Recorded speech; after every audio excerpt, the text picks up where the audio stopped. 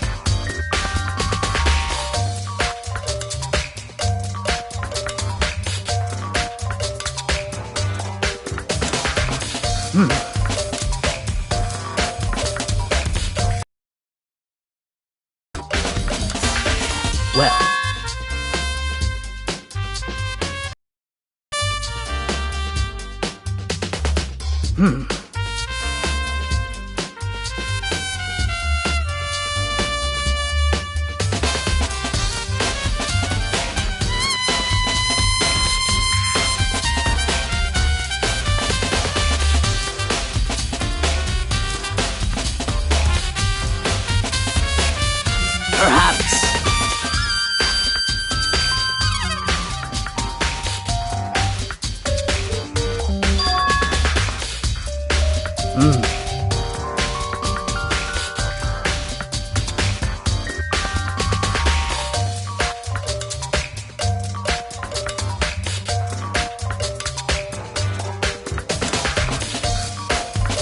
However,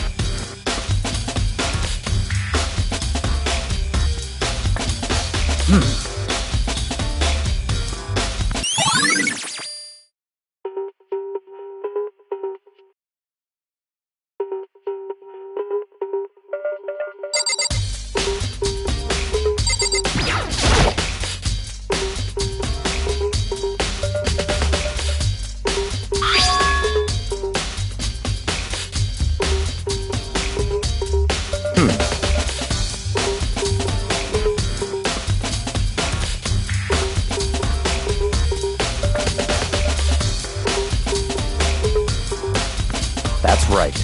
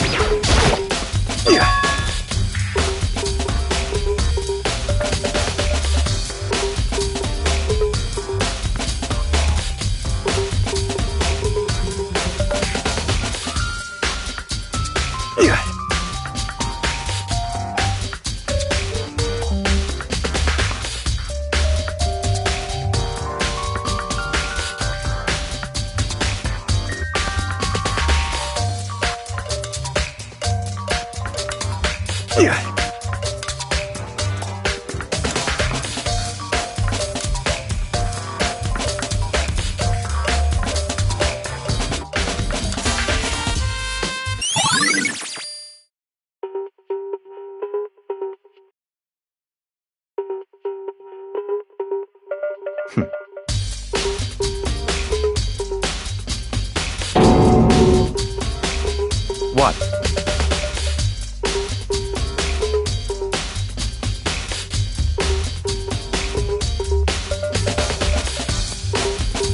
Let's go.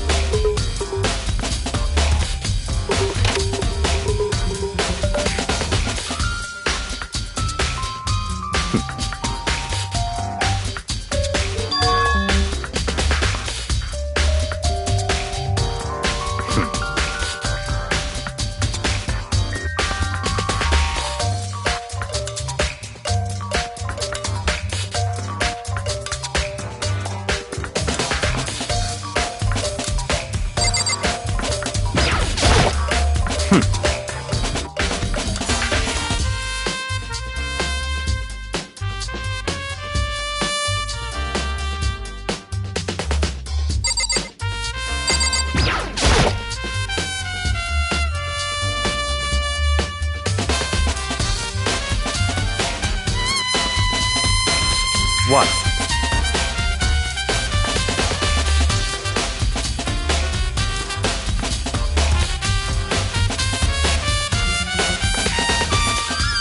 Did you call for me?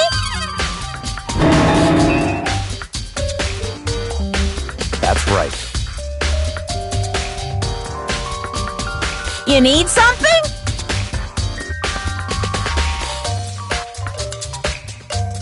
Yep.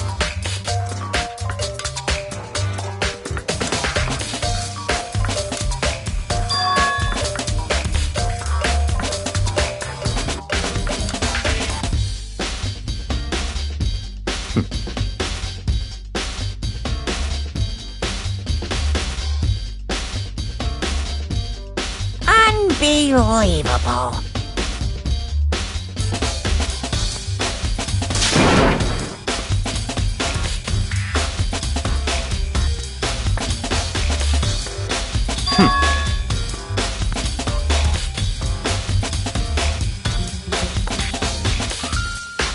Of course.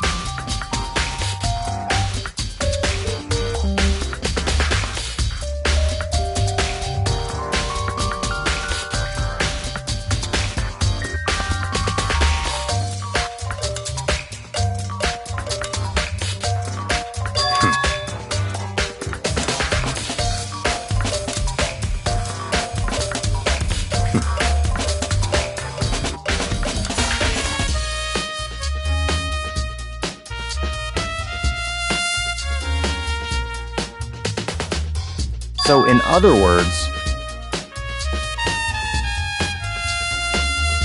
such ignorance.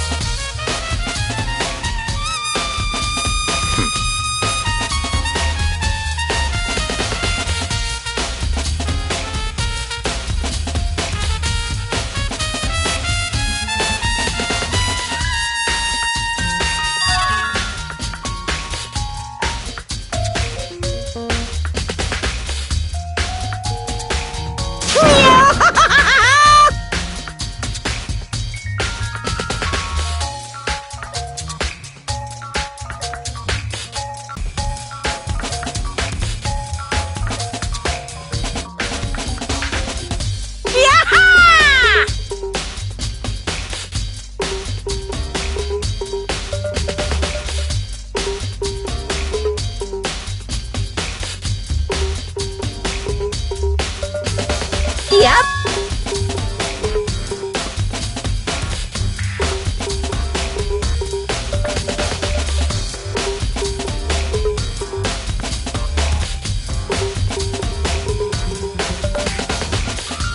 Why you?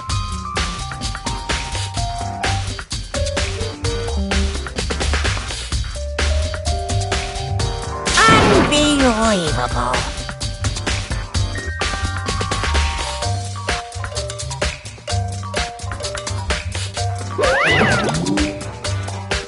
That's fine.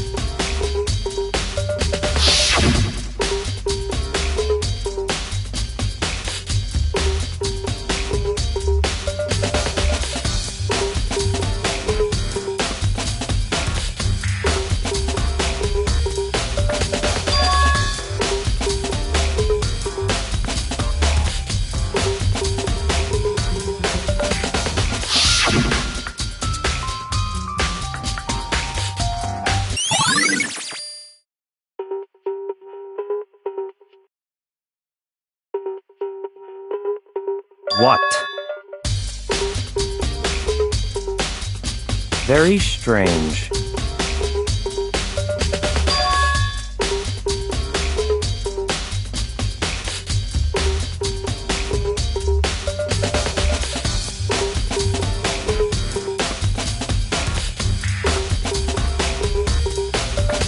I see.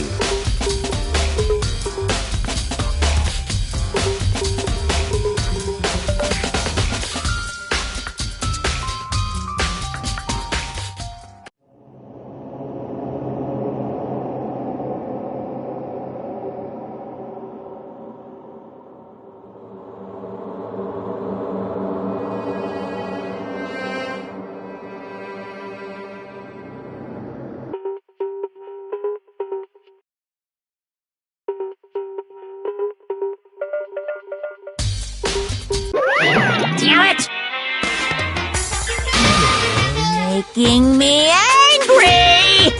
Now I'm really angry!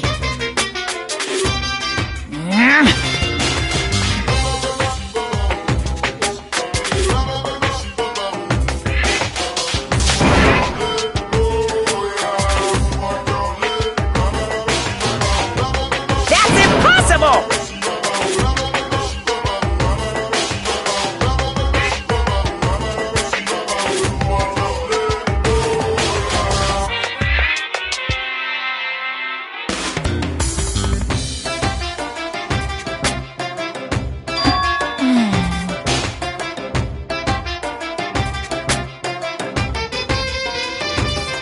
I can't hear you!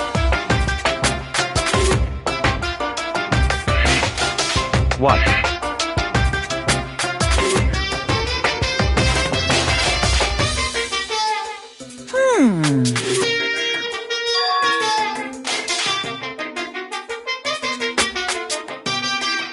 What?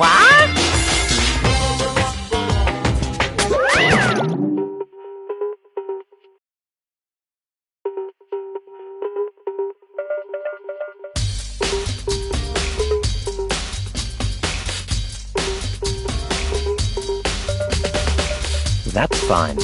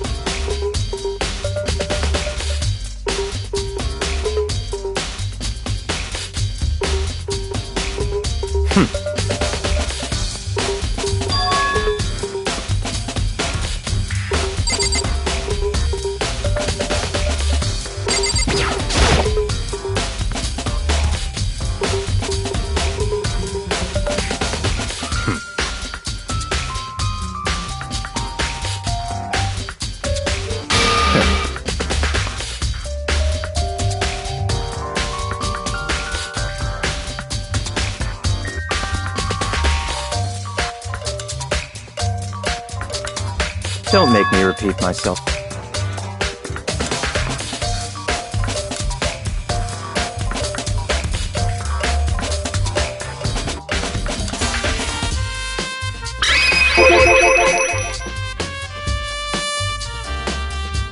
What?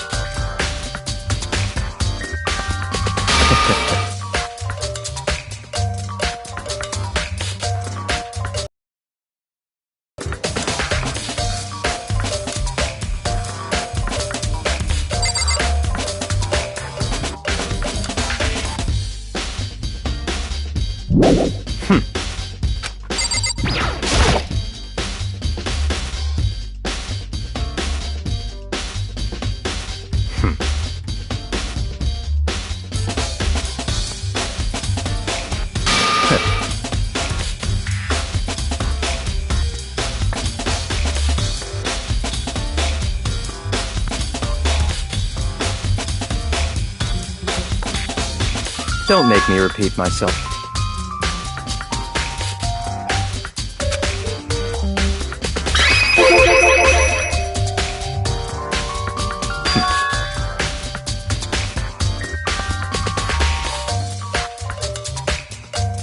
It's all clear now.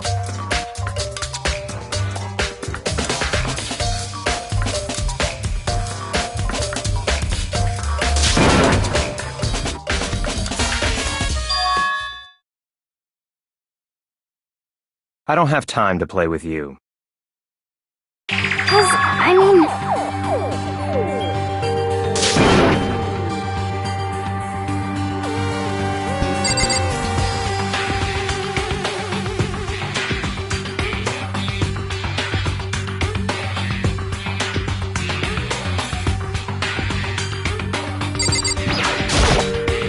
Please!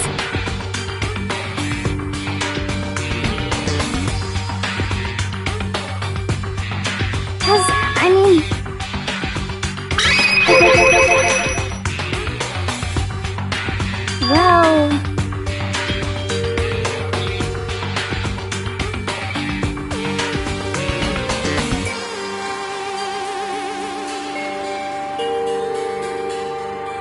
Very strange.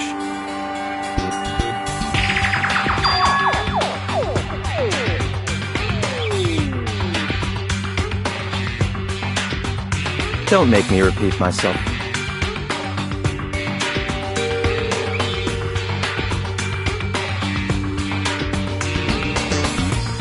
Yeah!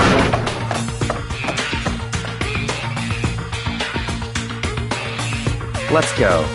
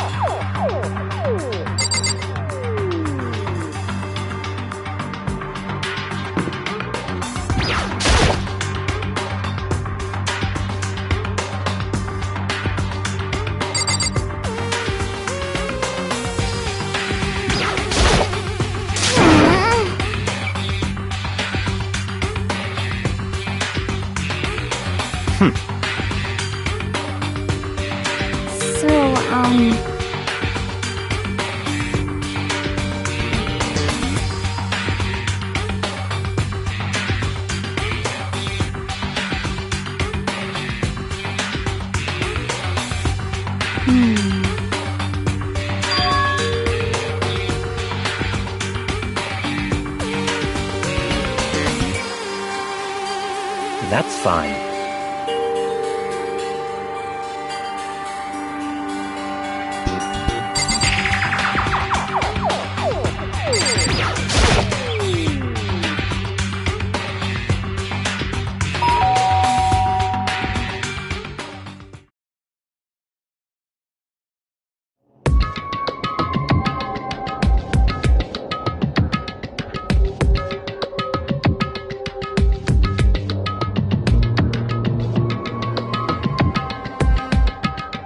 What? Oh, nothing. It's just that, Hina was really worried about you, holding yourself up in your room. Leave me alone. Yeah, sure thing. But, could you open up, just for a second? Won't allow it. Huh? Won't let Genocide Jack have control.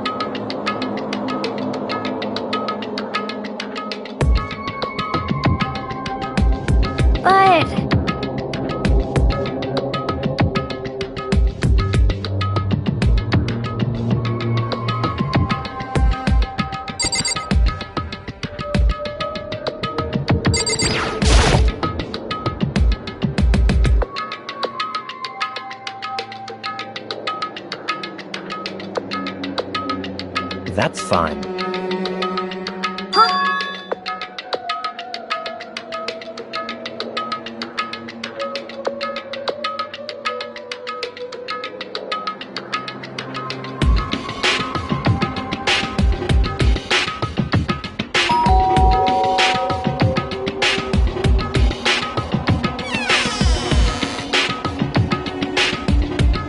What do you want?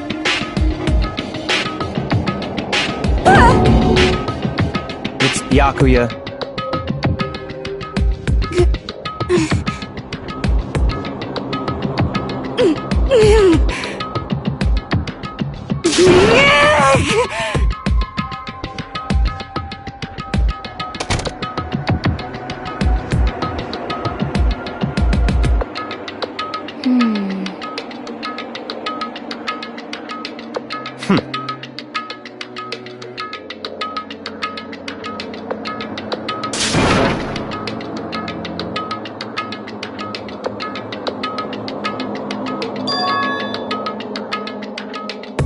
What?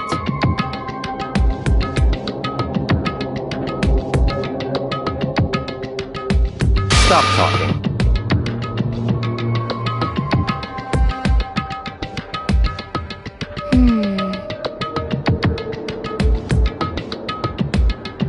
Let's go.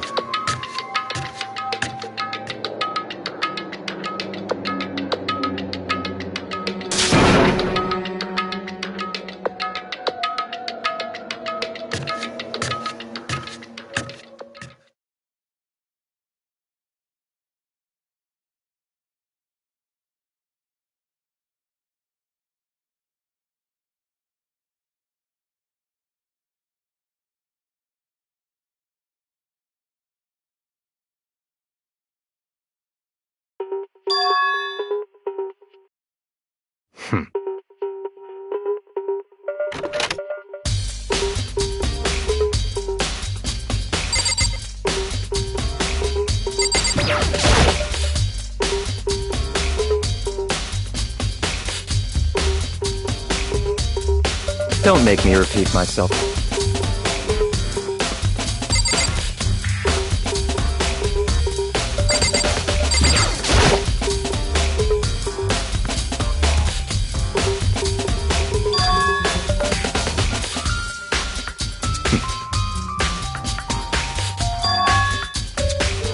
Let's go.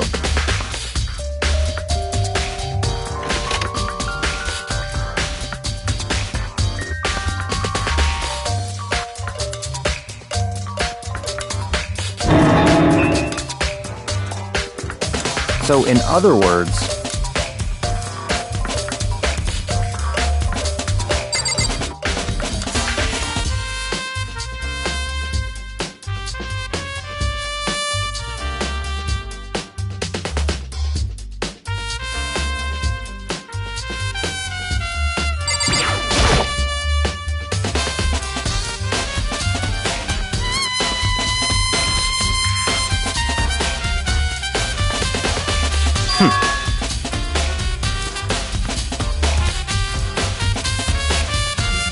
that's right.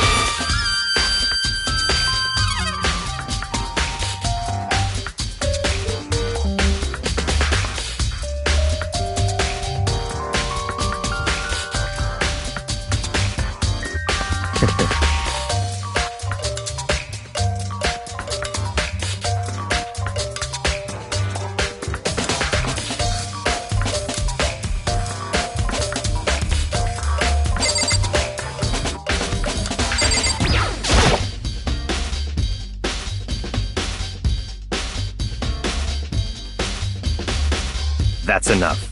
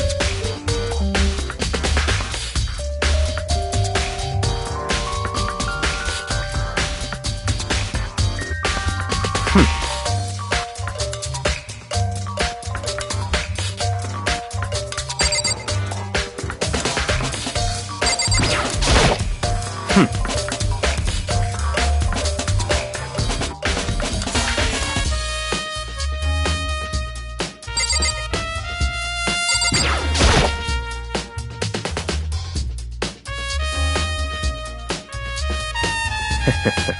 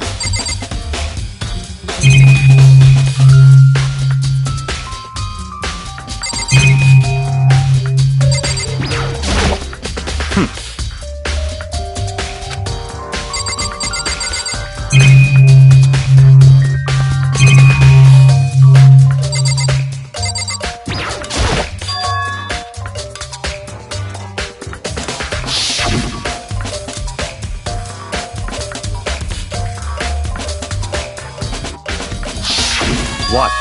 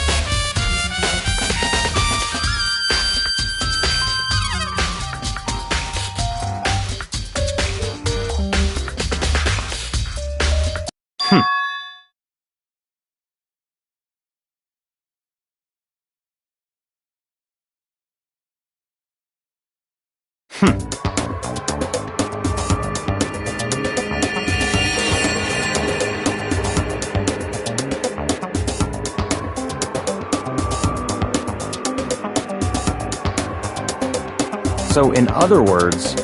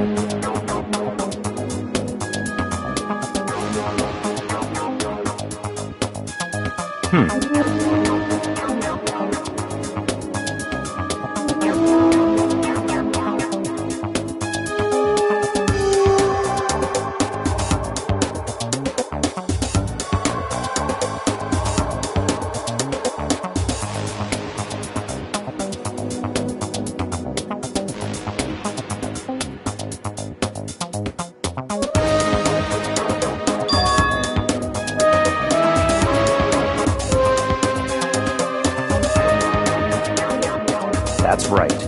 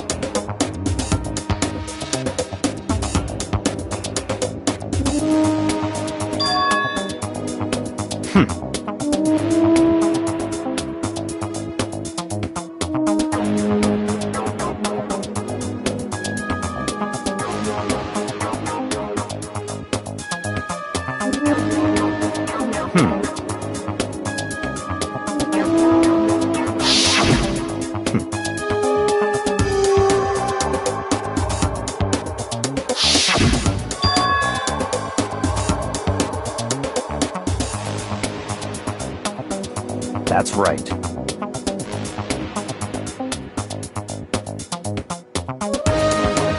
So, in other words,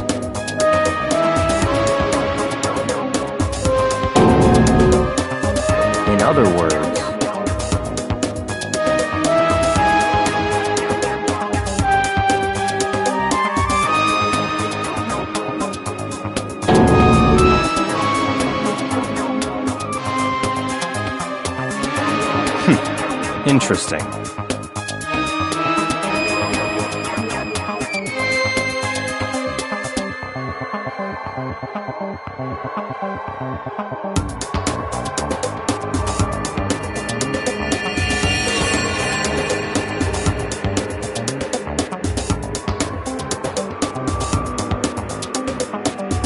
Such ignorance.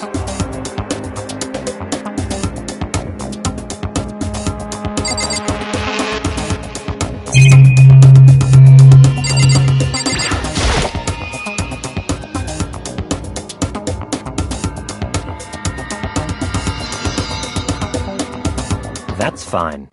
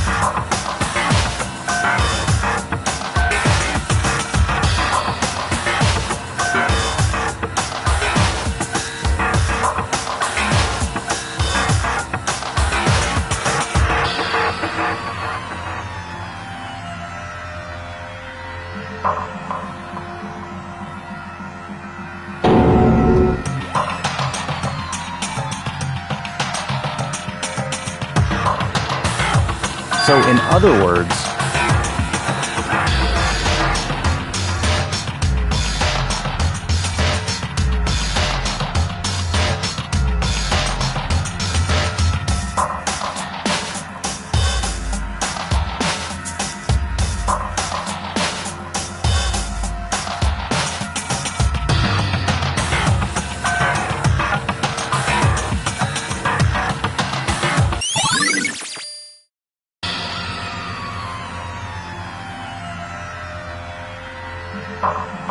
let's go.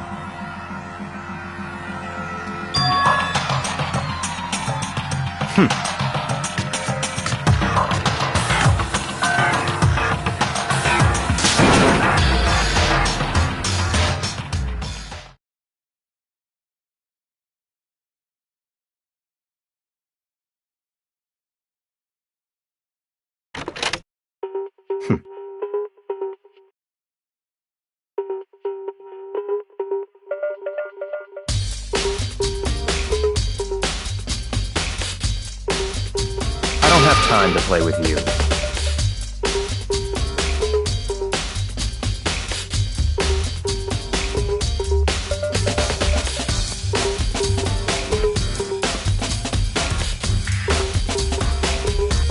Goodbye.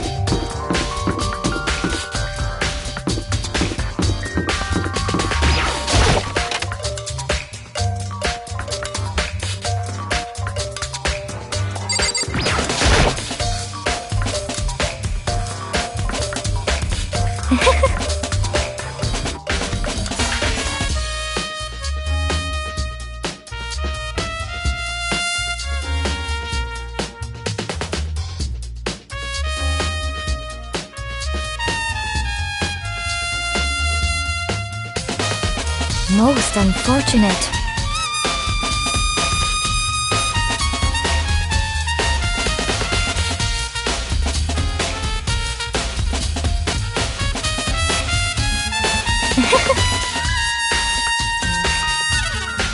Actually,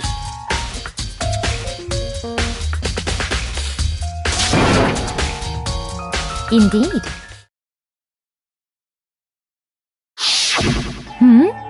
What are you doing out this late? Oh, I was just... Are you planning to go exercise, perhaps? What? How did you know? Because I can see a blue track jacket sticking out of that duffel bag you're carrying. Oh, you're right. Thanks. Well, I'd better get going. I'm kind of in a hurry.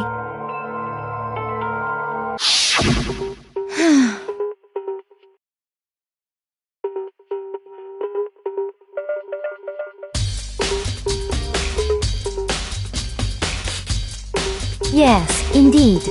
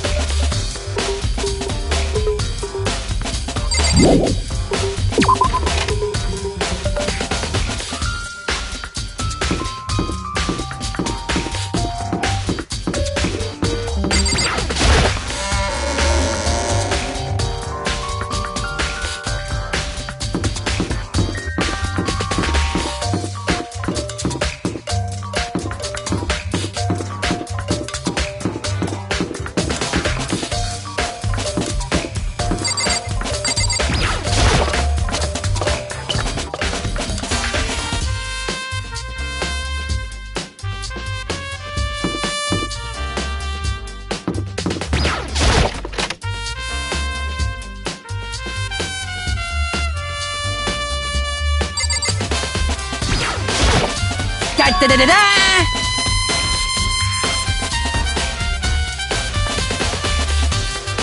I feel as if...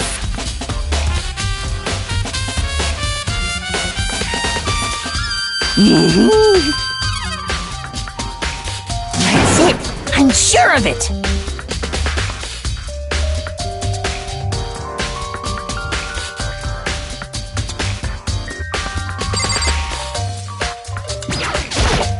Da-da-da-da-da! I feel it. That's it! I'm...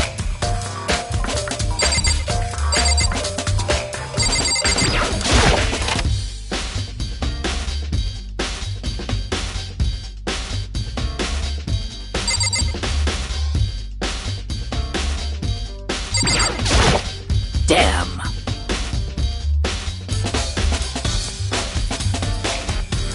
No forgiveness!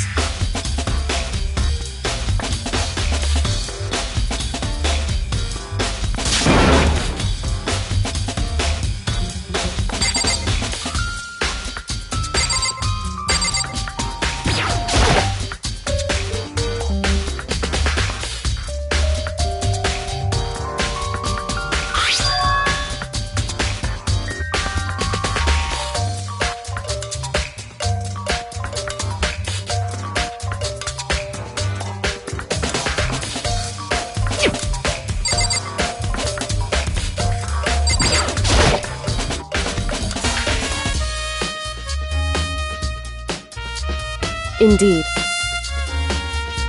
However...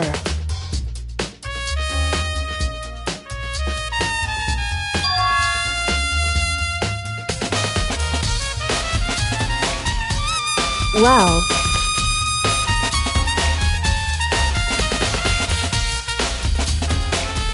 So then...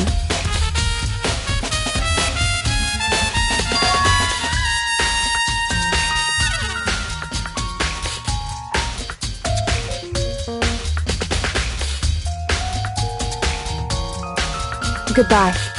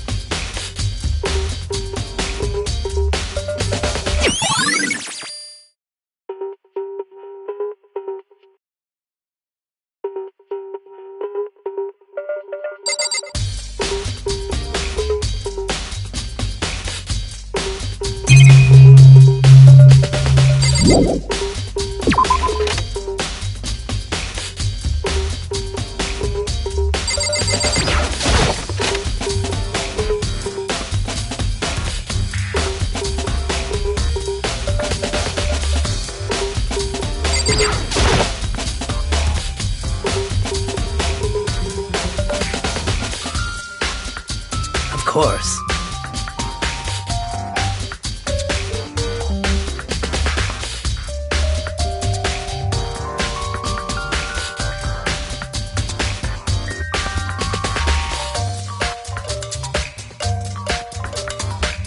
I'm sorry.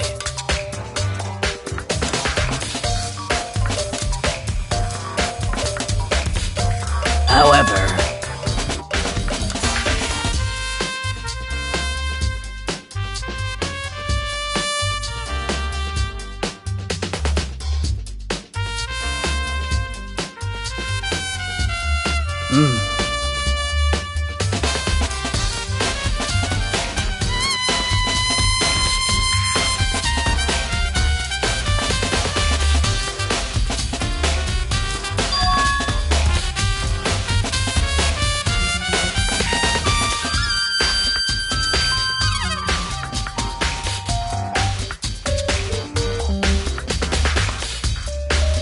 Of course.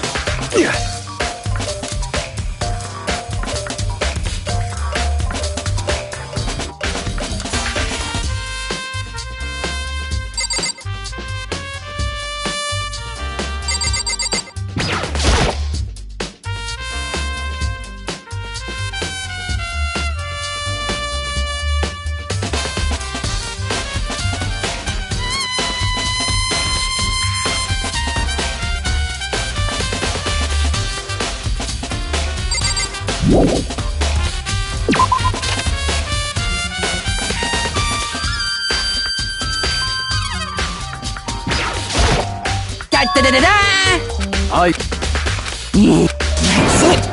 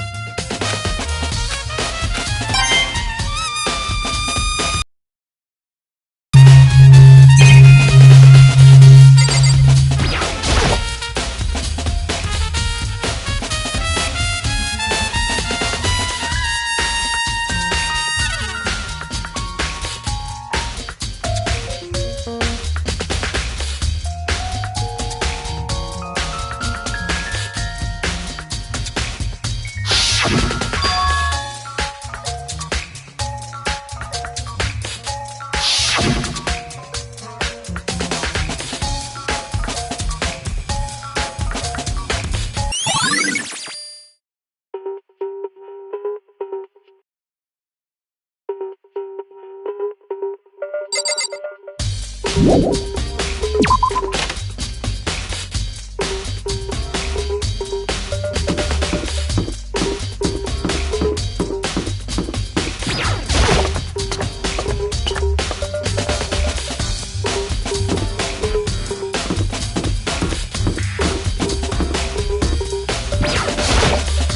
unfortunate.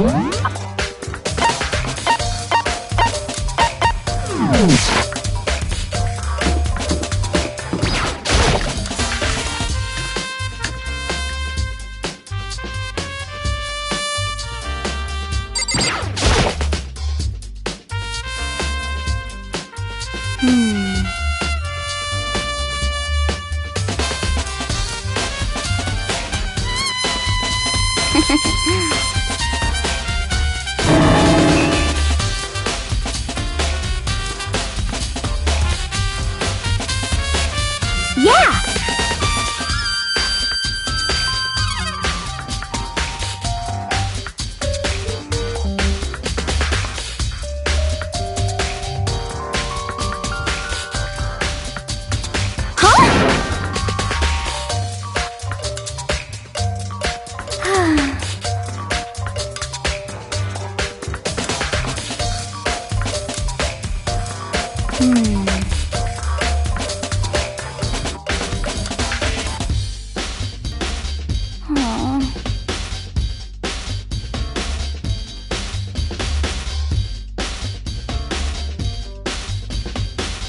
Well...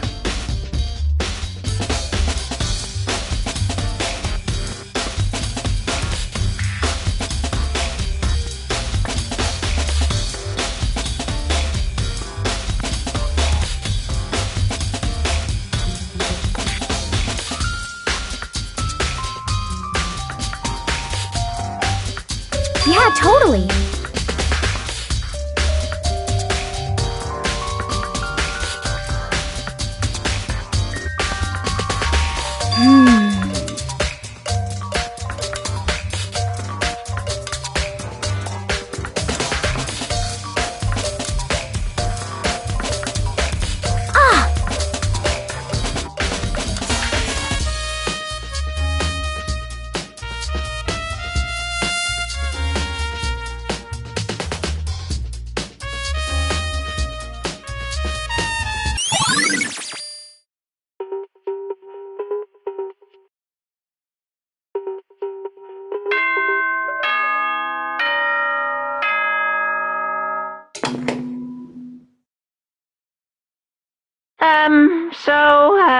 I'm getting tired of waiting. Shall we just plunge right in? It's the moment you've all been waiting for! The class trial! You remember where to meet, right? Please go through the red door on the first floor of the school. See you soon!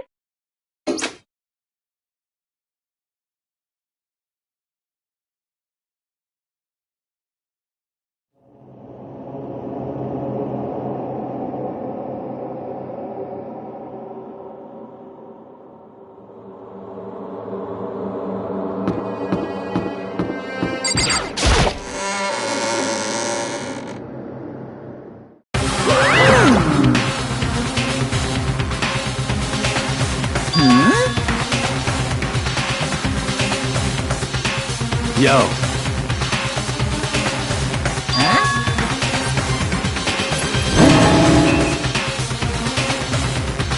Come on!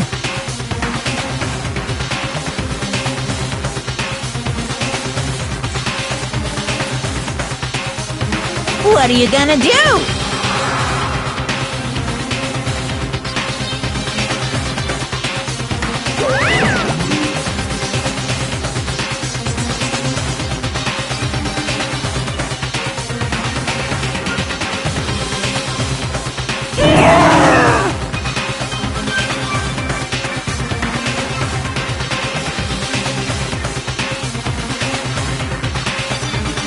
Here!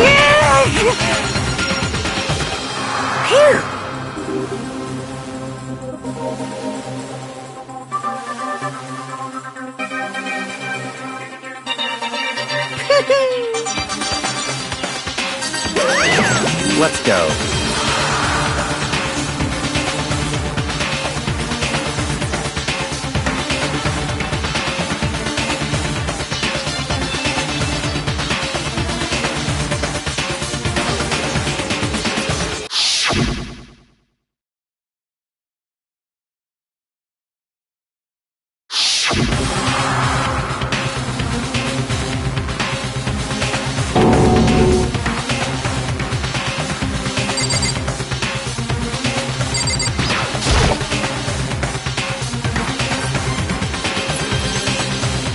It's true.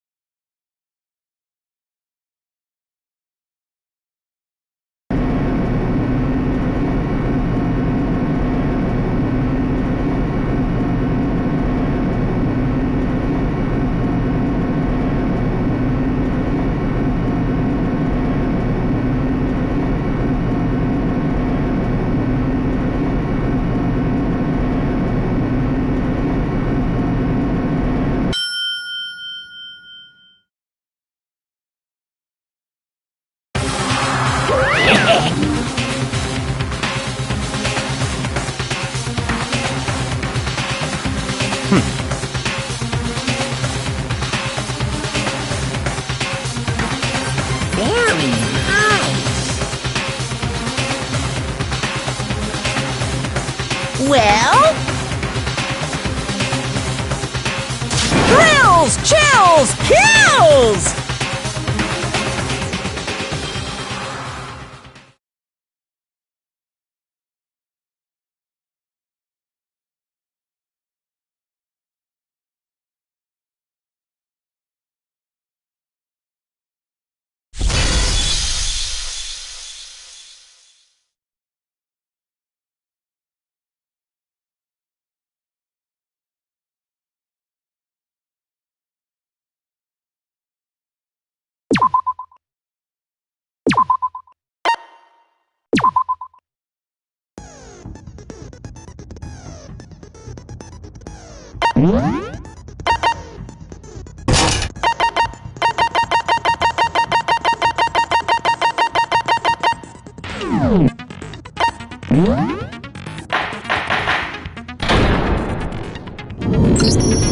Let's begin with a basic explanation of the class trial. So, your votes will determine the results. If you can figure out who done it, then only they will receive punishment. But if you pick the wrong one, then I'll punish everyone besides the blackened, and the one that deceived everyone else will graduate. Okay, then. So, first off, let's talk about the murder weapon!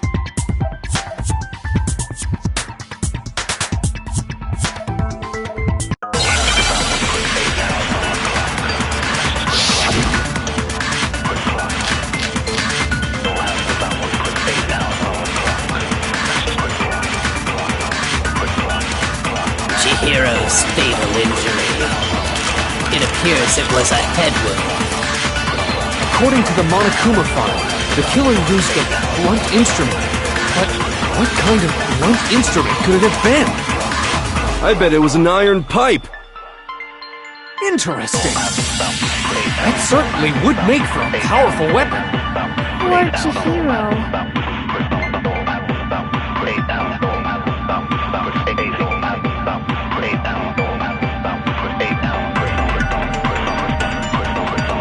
Chihiro's fatal injury. It appears it was a head wound. According to the Monokuma file, the killer used a blunt instrument. But what kind of blunt instrument could it have been? I bet it was an iron pipe. No, that's wrong!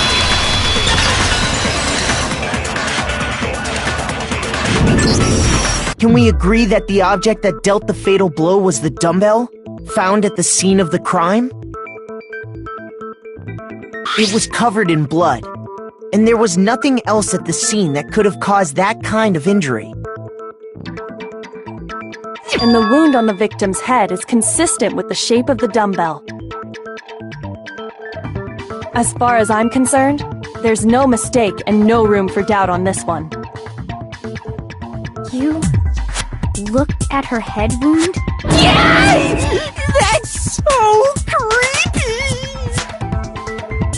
If you don't mind, I will proceed from here. Let's move on to discussion of the culprit.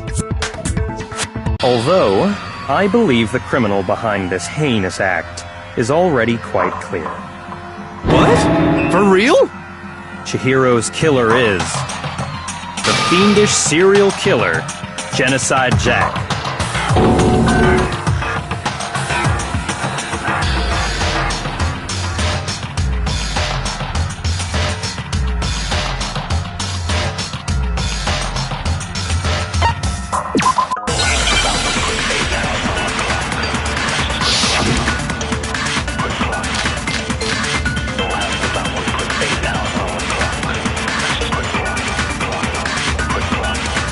The culprit is Genocide Jack. I'm sure. Case closed, as far as I'm concerned. But that's impossible! Why? What makes it impossible? Well, I mean, come on! There's just no proof for it. No, that's wrong!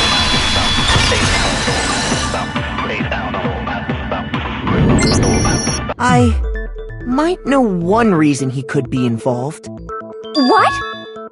I found this file while I was looking around the archive in the library. I guess it's some kind of confidential file the police put together about the Genocide Jack case. What? That's kinda weird as shit, isn't it? What was something like that doing in the library? The why of it is probably more trouble than it's worth, so let's forget about that for now. More importantly, it outlines all the specifics of every Genocide Jack case in exceeding detail.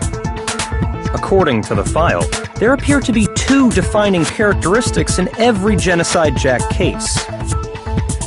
The first is that a bloody message is found written at the scene of every murder. Oh, that's right. Booblust. No. It's actually bloodlust. But more important is the other characteristic, and it's something that has never been made public. Never made public? What the hell is it? Why don't you tell them, Makoto?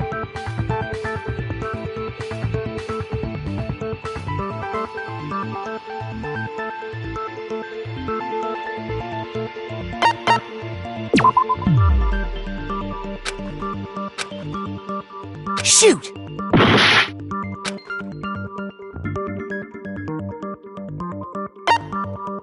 I got it! Apparently, in every Genocide Jack case, killer suspends the body in a certain way. Other than the killer, the only people who know about this are the higher-ups in the police department. However, Chihiro was most definitely suspended in the same way. So, how did the culprit know about this when only high-level police officials were aware of it? There's only one logical answer I can think of. It's because the culprit in this case is the real Genocide Jack. No fucking way! You're saying Genocide Jack is one of us? Yes, in fact, it's Toko. What? Genocide Jack's true identity is Toko Fukawa. You lie! What? Hey, okay, wait, hold on a sec. Toko has, like, bloodophobia or whatever, remember? What kind of serial killer is afraid of blood? Is Toko Genocide Jack? The answer is yes and no. Another riddle? Man, why's this gotta be so complicated?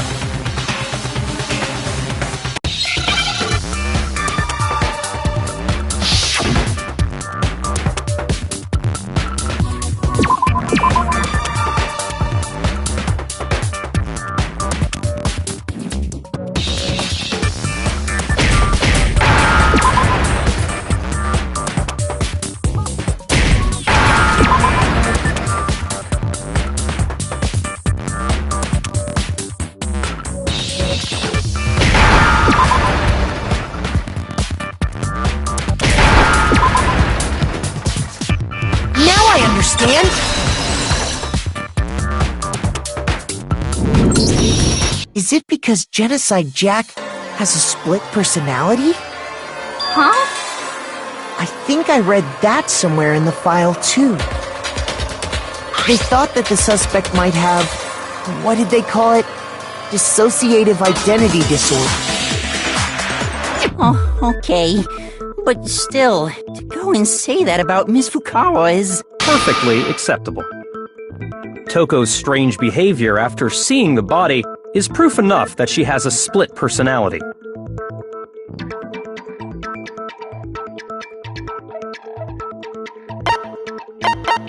I got it! You're talking about how she started acting totally different than usual, right? That's right. Think back. She fainted when she saw Chihiro's corpse, and then, when she woke up...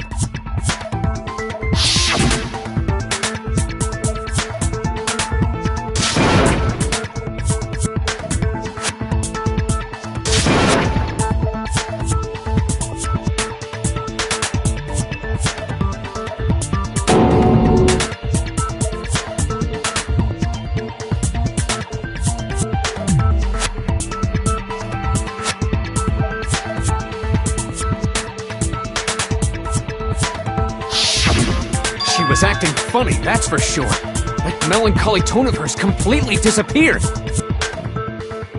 Don't go assigning adjectives to my tone without permission. Not to mention, once she regained consciousness and saw Chihiro's body again, she was utterly calm. In other words, within her is one personality that can handle blood, and one that obviously can. So when Toko trapped herself in her room, it's because she was scared of Genocide Jack?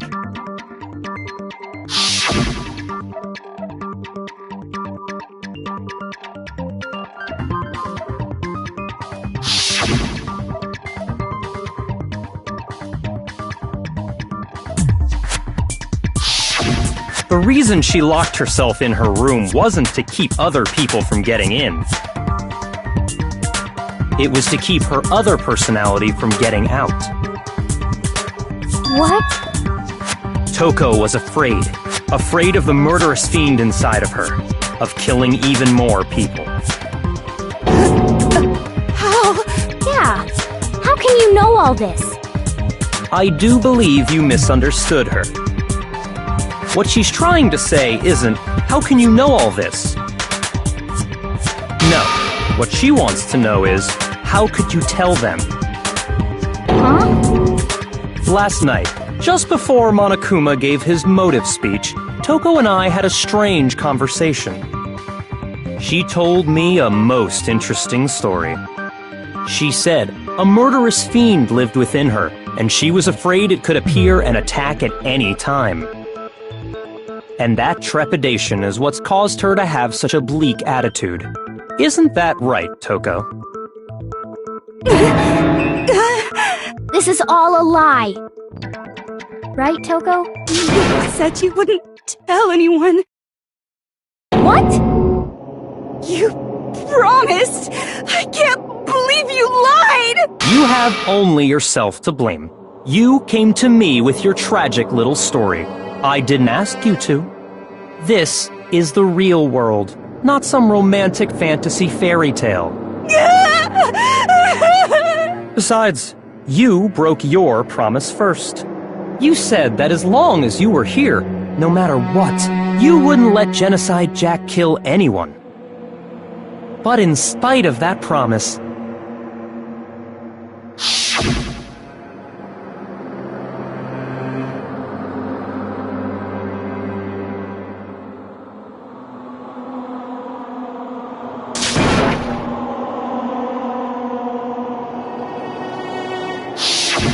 You said if I kept my promise, you would go out with me. That's the only reason I promised.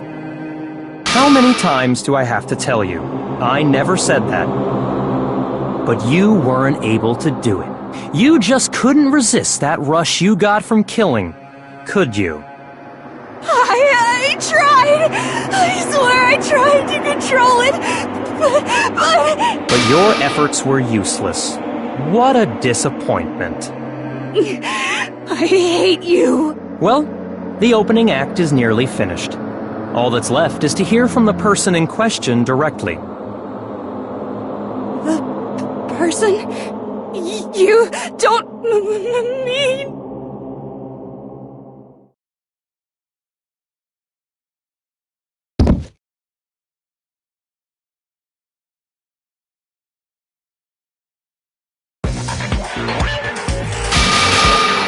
Hello there! Is it me you were hoping to see? What the heck? So you figured it out, huh? Well, whatever. What are you gonna do? I'm the ultimate murderous fiend, Genocide Jack! Or better yet, let's go with Genocide Jill! What the fuck is this? What happened to you? Not Toko! That's a loser name! And what happened is a textbook split personality! So what if one of them happens to be a serial killer? You should turn a blind eye to one small...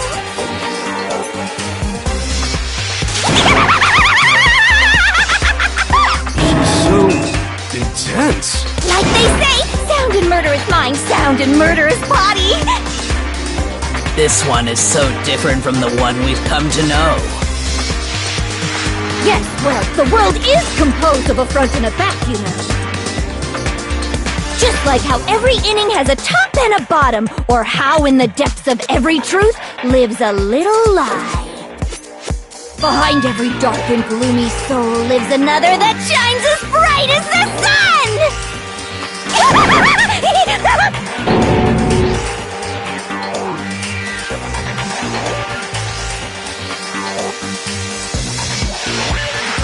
Miss Jack, Jill, can I ask you a question? What's up? Some of us think you might be the mastermind behind our entire situation. What are your thoughts on that? Well, I'll tell you, bloodthirsty maniac, but life is pain, right? It is to hurt other people. It's a necessary evil if you want to survive. The act of living itself causes pain for everyone. Just kidding again! This should be enough to convince you. This murderous fiend is responsible for Chihiro's death. There's clearly a motive, so there should be no doubt. A motive? Remember what Monokuma told us? If someone didn't murder and graduate within 24 hours, an embarrassing memory or secret would be revealed. Well, let's assume that Toko's secret was about Genocide Jack. If a secret like that came to light, Toko's life would have undoubtedly been forever ruined. So she had a very clear motive to never have that side of herself exposed. Interesting. Very, very, very interesting. But sorry, as much as I hate to admit it, I'm not the culprit. But I cannot imagine anyone other than you could murder someone in such a bizarre fashion. Maybe so, but nevertheless, it's the truth. Do you really expect any of us to believe you? Yeah, I could never believe a word you say, you monster!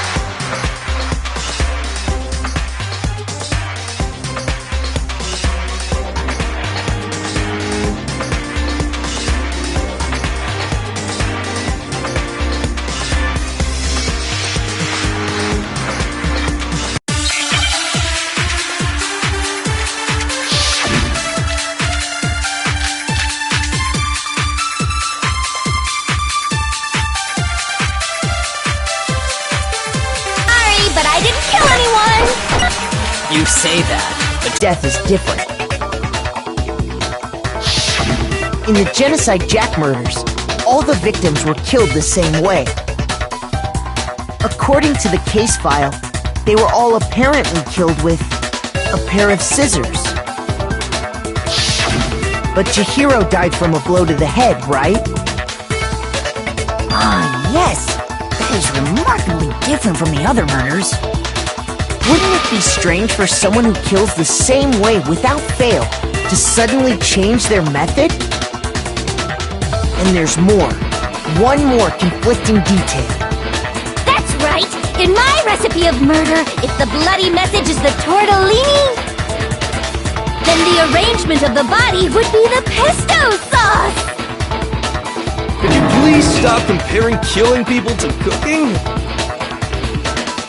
So, are you saying the other difference has to do with how the body was arranged?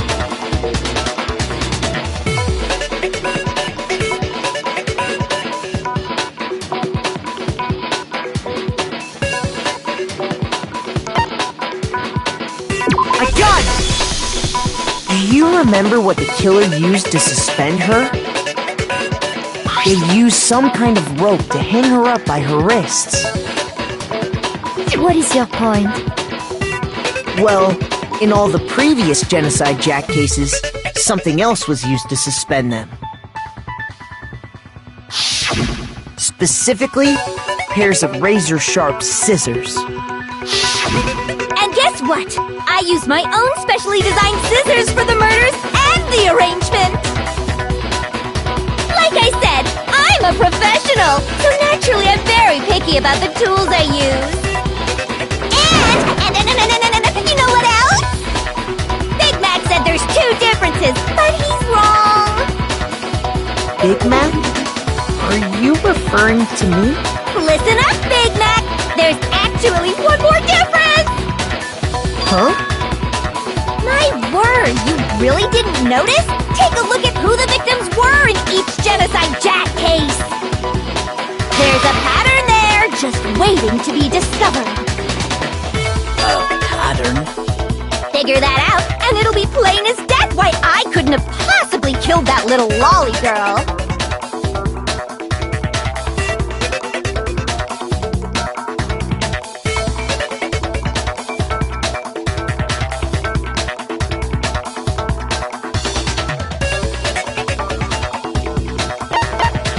I got it! Is it because Chihiro was a girl? Bingo! Bullseye! Right on the money! What are you talking about? In all the Genocide Jack cases, all the victims had something in common.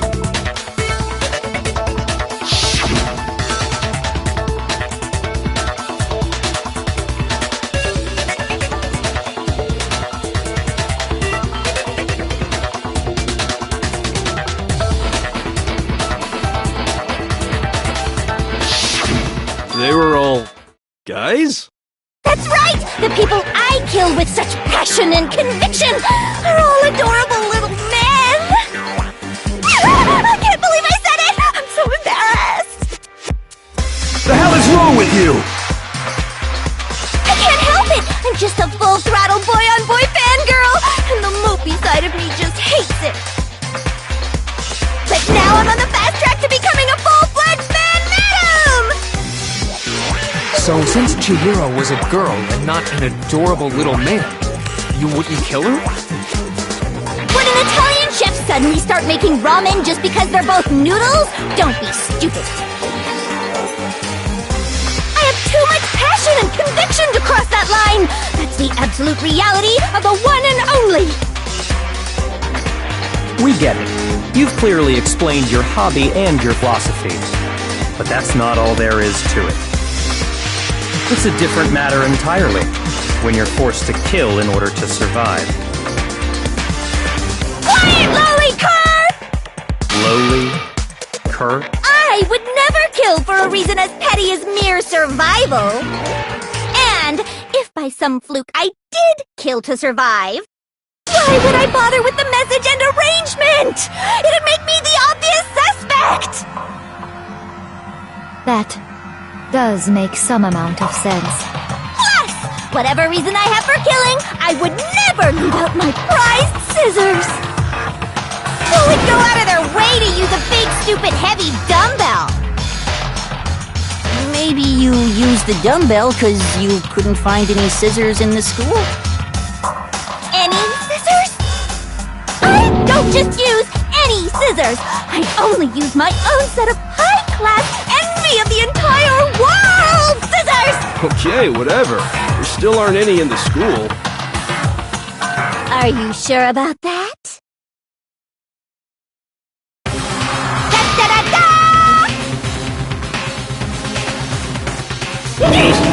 She's fully equipped! That's right! So I can go anywhere, anytime! Why would I resort to dumbbells or rope when I have my trusty scissors by my side? Go ahead, tell me I'm wrong! You can't, can you? Gutter dogs, all of you! Not to mention, I have no clue how to tie a good knot! The rope's totally out of the question anyway!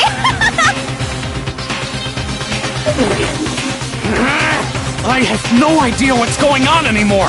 Could such a heinous villain really be innocent? But the body really was suspended, right? And nobody but the police knew about that. Yeah! That's why we figured it had to be the real deal, and not some copycat killer or whatever.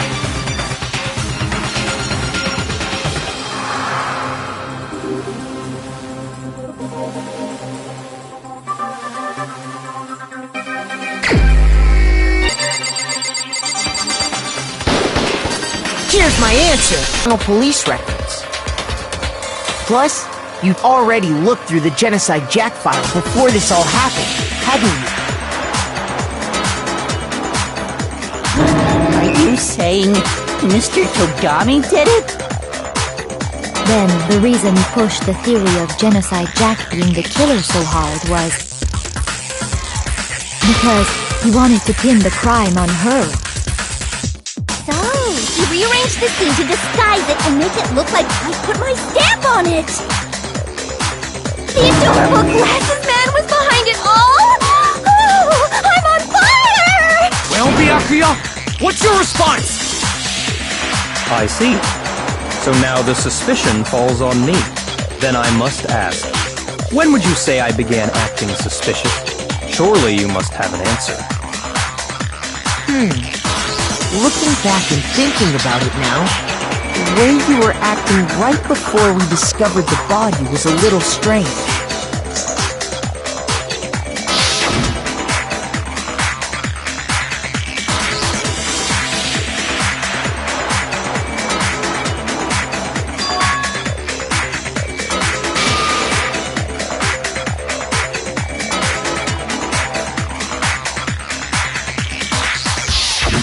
You wanted to go to the girls' locker room right away, right? But since you're a guy... I should have naturally thought of the boys' locker room first. Is that what you want to say? The victim was Chihiro, a girl. Hence why I said we should check the girls' locker room. Nothing strange about that, I'd say. On the contrary, there's something very strange. Okay then. What's so strange about it? Go ahead. Share with the rest of the class.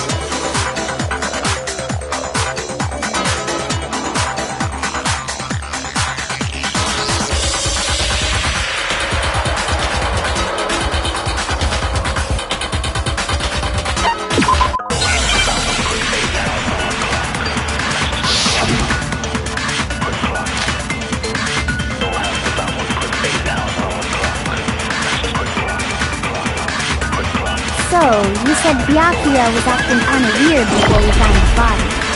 But he was acting weird... how? If you're presented with the opportunity to check out the girls' locker room, you absolutely take it! That's a natural reaction for any guy! The victim was Chihiro, who was a girl. So of course I would suggest we check the girls' locker room first. There was no time for pointless distractions. What's so strange about that? You wish you'd taken me with you? you said Byakuya, he was acting... If you're presented with the opportunity, That's unnatural! The victim was Chihiro. No, he's wrong!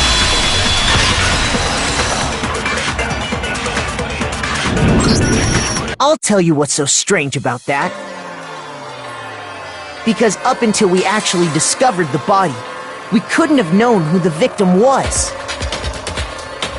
So your claim that you went to the girls' locker room first because Chihiro was the victim doesn't hold up. I see. That's a good answer, I must admit. Interesting. Very interesting indeed. But your reasoning is still too weak. Huh? What's wrong? Is that it? Surely you've got more than that. Go ahead. Show us.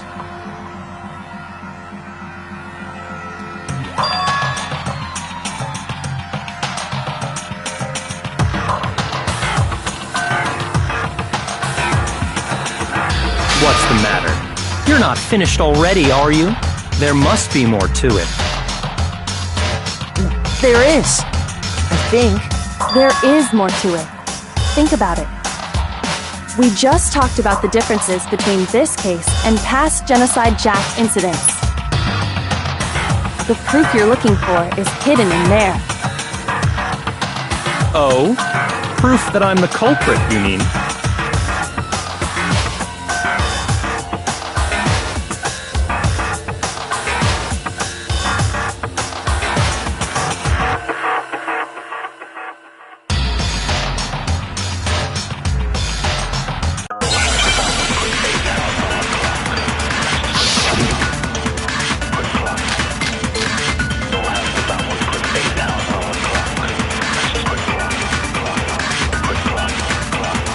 The difference between the cases?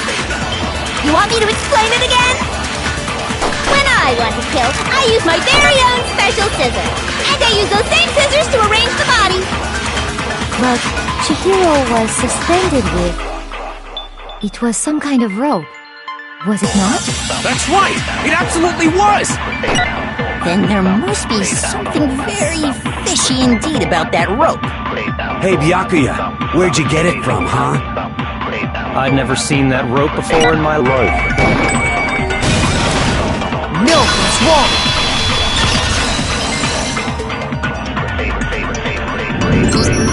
Actually, I'm pretty sure you have seen it before. Because, you see, that rope, or should I say, that extension cord? What? An extension cord? Byakuya, you've used the extension cord in the library more than once, haven't you? And the same extension cord that was in the library all this time went missing after the murder. And there's no way someone who uses that extension cord as much as you do wouldn't discover that fact. And Byakuya must be the one who took the extension cord. I can't imagine any other possibility. That's really what you think? Then your conclusion is something like this? I killed Chihiro in the girls' locker room, then hung her up and wrote that bloody message. I intentionally made it look like Genocide Jack was behind it. Is that about right?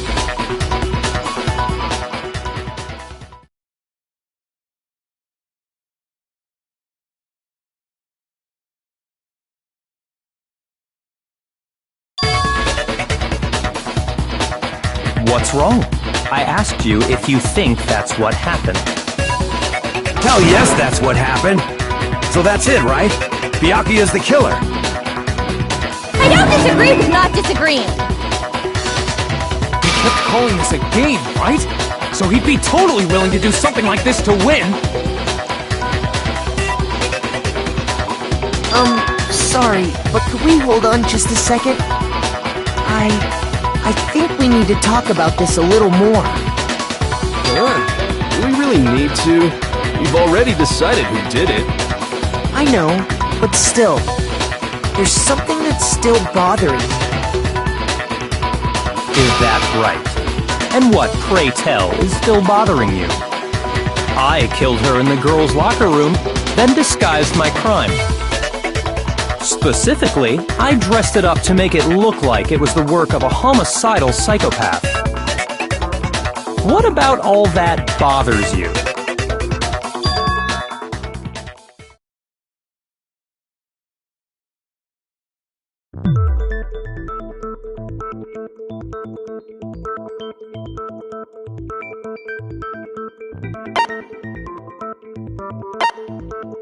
I got it! You say you killed Chihiro in the girls' locker room, right?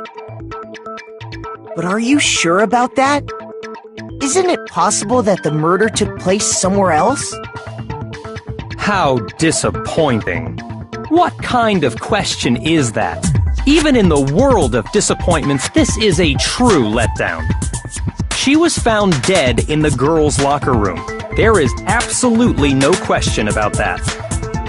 How could the scene of the crime have been anywhere else? Well, I think it's entirely possible that she was killed somewhere else, then carried there later, along with the rest of the murder scene. The rest of the murder scene? That was awfully specific. Please tell me you have a reason for saying all of that. I believe I do.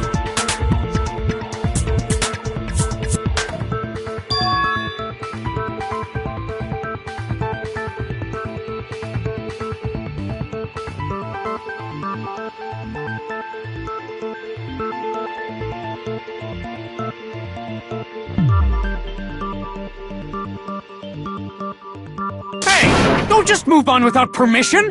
What do you mean she was killed somewhere else? Come on, Makoto. If there's any chance the murder took place somewhere else, let's see the proof.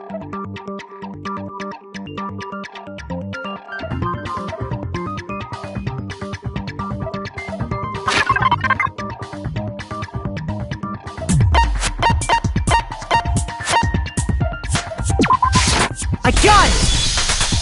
The proof that she was killed somewhere else is the poster that's hanging in each locker room. Your proof is some posters? The poster in the girls' locker room was a picture of a big-boobed supermodel. But don't you think that's kind of strange?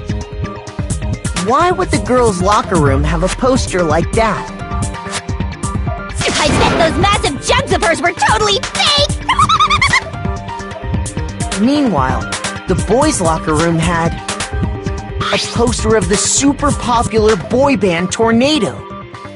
Again, that doesn't really seem to belong in a boys' locker room.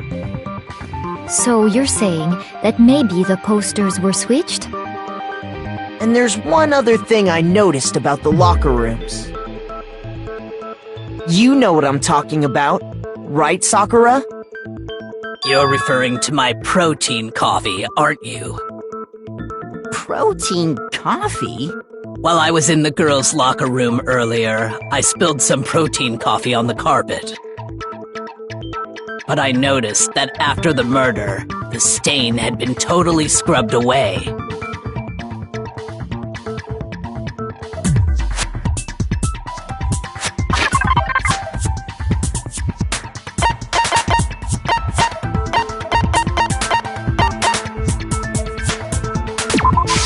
I got it! The stain on the girls' locker room carpet wasn't scrubbed away. In fact, I found it on the boys' locker room carpet. That's definitely the stain from my protein coffee. Then, does that mean that the carpets were switched too? But why would anyone do that? To move the murder scene from one locker room to the other. It's certainly plausible, don't you think? What? In other words, in order to completely swap the scene of the crime, the blood-stained poster and carpet were moved along with the dead body. By doing this, the killer was able to change the entire room where the murder took place. I can certainly follow your reasoning, but why would the culprit bother doing that? Huh? Why would they go through all that trouble of switching the scene of the crime? Actually, an even bigger question. If the murder did take place in the boys' locker room, then how did Chihiro get in the boys' locker room in the first place? To get into the locker rooms, you have to swipe your e-handbook across the card reader device. But Chihiro's handbook should have only allowed her access to the girls' locker room. She had no way to get into the boys' locker room to begin with. No, she did have a way, and I can tell you what it was. I highly doubt that. Shut up! I'm telling you, I know how she could have done it.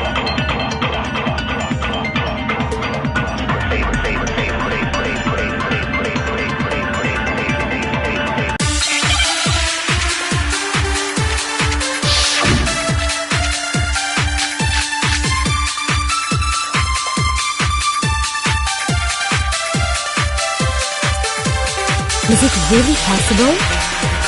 Could Chihiro really have gotten into the boys' locker room somehow? Ah! I've got it! She must have hacked her e-handbook! She was the... I'm sure that would have been no problem for her! No, I don't think...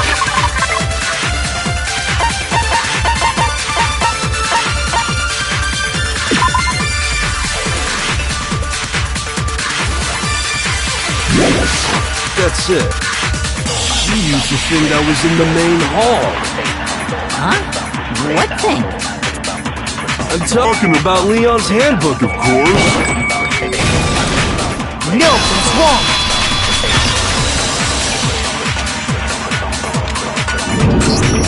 No, I don't think Chihiro used Leon's handbook. Why not? Because Leon's handbook was broken. Oh. Well, then, yeah, I guess that'd be pretty impossible, huh? I am struck silent by how quickly you gave up. Plus, isn't there a regulation against using someone else's handbook? Actually, the rule states that loaning your handbook is prohibited. It says nothing about borrowing one. In other words, you could borrow a dead person's handbook all you want, and you'd be safe. Yup, yup, yup! Hit the nail square on the noggin! Of course, if it were broken, that wouldn't make any sense anyway. So then, she must have hacked hers like I said. She used her ultimate programmer skills and... Psst! You can't fix an e-handbook! The instant you open one up, a security buzzer starts blaring! So, if she didn't use Leon's handbook, and she didn't modify her own handbook... Maybe Mr. Naegi's initial assumption is just... wrong? It seems like there's no way she could have got into the boys' locker room. So I guess so. Okay then, I vote for Byakuya!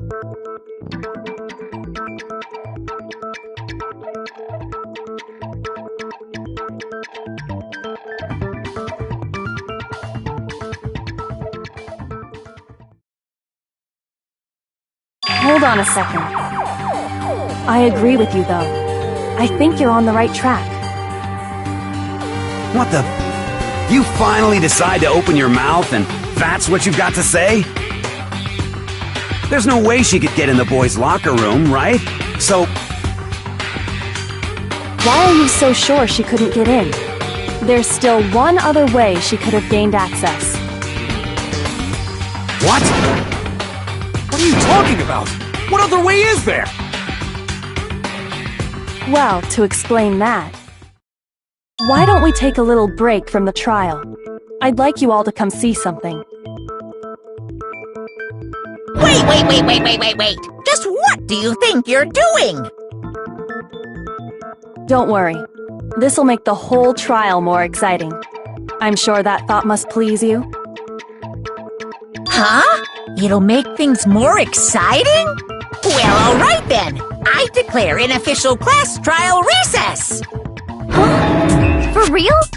Now then, what is it you want to show us? It better not be boring or I'll be very unhappy. Oh, I have no doubt it'll meet your lofty expectations. So, shall we go?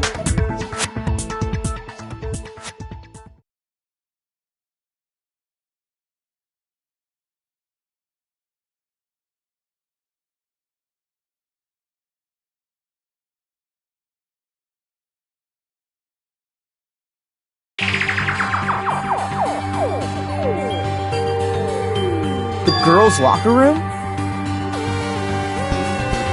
We've already searched this place top to bottom! What are you trying to pull, Missy? I'd like you to examine the victim's body one more time.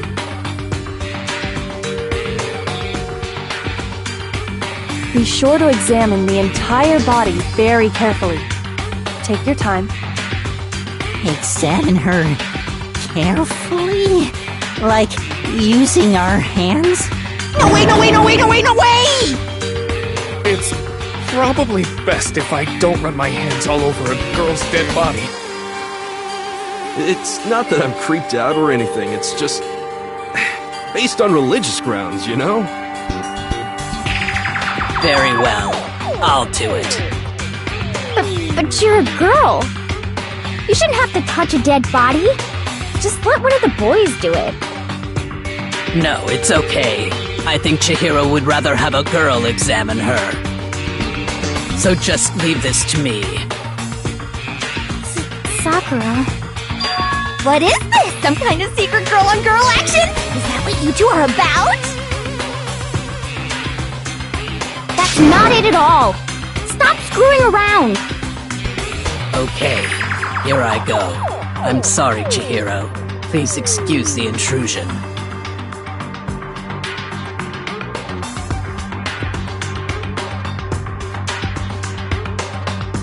Be sure to check her entire body, and I believe we will solve this particular mystery. Her entire body? I know you say that, but...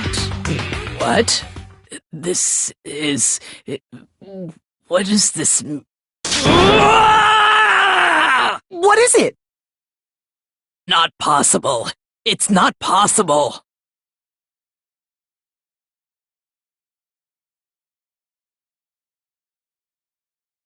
This girl is what? Is a boy! Ah, I see. So she was actually a he. Interesting. Thank you for confirming this fact. What? You're joking, right? I wouldn't joke about this. Then... it's really true? Chihiro was... a guy? Oh, what? You guys didn't know? Heck, I knew that right off the bat. Chihiro Fujisaki was totally a guy. He was a cross-dresser? Oh, I'm really on fire! I wish I had killed him! So that's what Kyoko wanted to show everyone, huh? Interesting. Yes, that certainly does make things much more exciting. Now let's ride this wave of excitement back to the courtroom and get back to the trial. Ahem. I do apologize for keeping you waiting. Now then, let's resume the class trial. We've all just learned of the shocking revelation that Chihiro was actually a boy. Let's pick up from there. Yes, well, I don't know his reason for hiding it, but the fact is, Chihiro was not a girl, but a boy.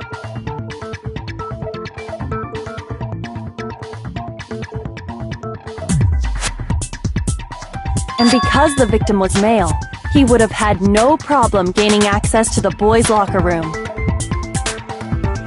Assuming his handbook did, in fact, list his gender as male, then yes, that would be true. Of course his handbook said he was a boy.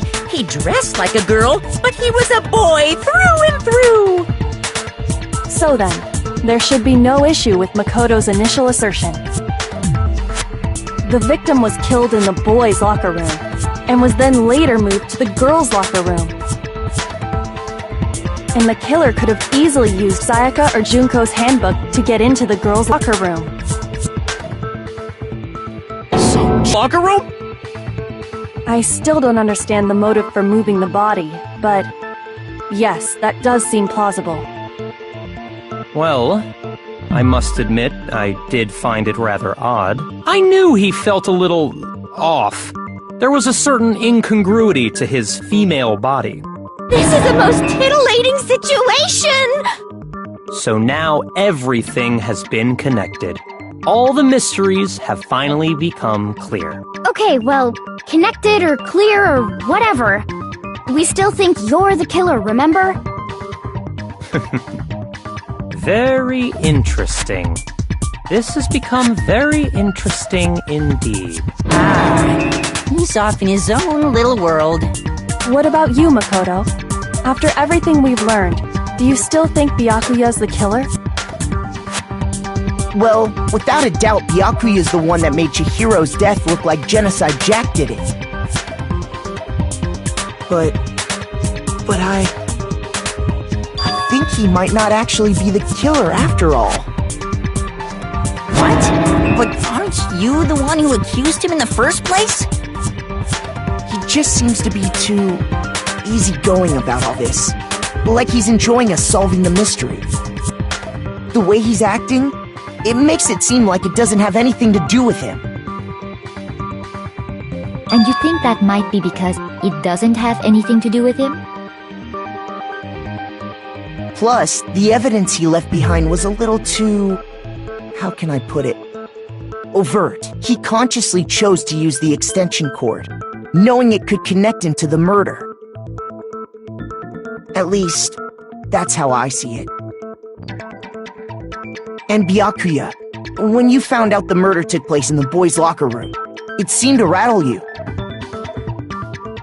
And then again when you found out Chihiro was actually a guy. If you really were the killer, that stuff wouldn't have had any effect on you. So that's your thinking, huh? Well, it bothers me that you don't have more concrete reasons, but... it's fine. I guess I'll mark it as correct, for the time being. Mark it as correct? He's right. I am not the culprit. I just happened to come across the corpse in the girls' locker room and decided to alter it. Are you fucking with us right now? No, I am not effing with you right now.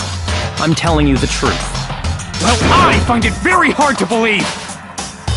Go ahead, find it very hard to believe. You're free to be executed along with the rest of us. If you're really telling the truth, then why? Why do you do that to his body? My reasons hardly matter right now. Uncovering the culprit is much more important, wouldn't you say? Now then, if it wasn't me, who was it? Well, I don't think I can say for sure without talking about it a little more. We're seriously gonna keep going? We're all good, aren't we? I thought it was clear Byakuya did it. No, I'm with Makoto. If there's any doubt whatsoever, we need to explore every possibility. Because if we're wrong, we all die here. That's true. Very well then. I'm with you too. Damn straight. Count me in. Do you not have a mind of your own? Of course I do. What am I, an ant or something? Anyway, let's discuss this all as a group one more time. We still have time to make our decision. That's very true. Our lives are all on the line. Excellent. Then shall we resume our game of hide and seek?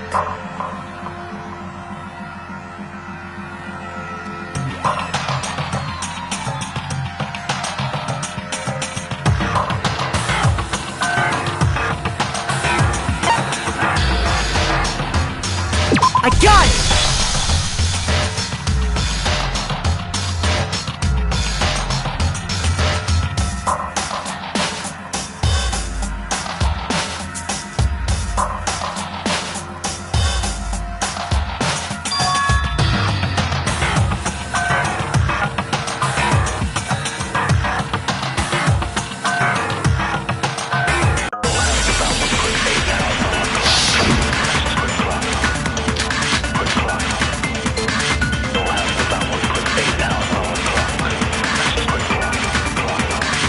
Isn't there a single clue that might lead us to who did it?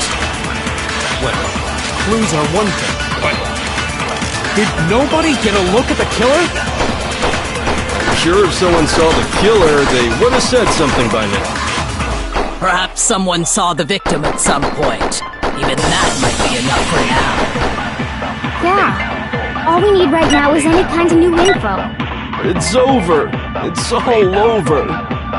You want to know who saw the victim? The killer! And only the killer! No, it's wrong!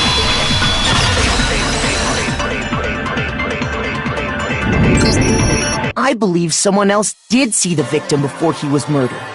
What do you think, Celeste? Now that you mention it, yes, I did see him. Huh? Really? Oh, but I suppose only Makoto knows about this. The rest of you had no idea, did you? That is why you're all making such ugly noises. Whatever! Just hurry up and tell us! It was last night, right before nighttime. I saw Chihiro in the dormitory warehouse. I saw him stuffing a track jacket into a duffel bag. And then, I assume, he headed off to exercise. A track jacket and a duffel bag? But we didn't find anything like that at the murder scene. It seems likely that the culprit destroyed them to get rid of any evidence. And that is when he said something that struck me as rather odd.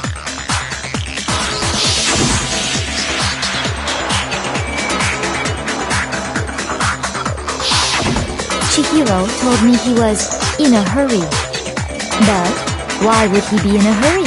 Only if someone were waiting for him, I should think. So, Mr. Fujisaki was on his way to meet with someone, and then they were going to work out together? But Hina and I had invited him to exercise with us plenty of times, and he always declined. Probably because he was afraid you'd find out the secret he was hiding, right? Which means that conversely, he must have trusted whoever he was meeting with very much. Enough so that he was willing to risk his secret being revealed. Oh, what a marvelous friendship! The point is, whoever he met up with is the culprit, right? So we just gotta figure out who it was. But knowing what we know, I can't even guess. No. You already have what you need to make the connection. Huh? You know who the killer is. Seriously? Who is it? Who's the killer? Think back to the track jacket and duffel bag the killer disposed of.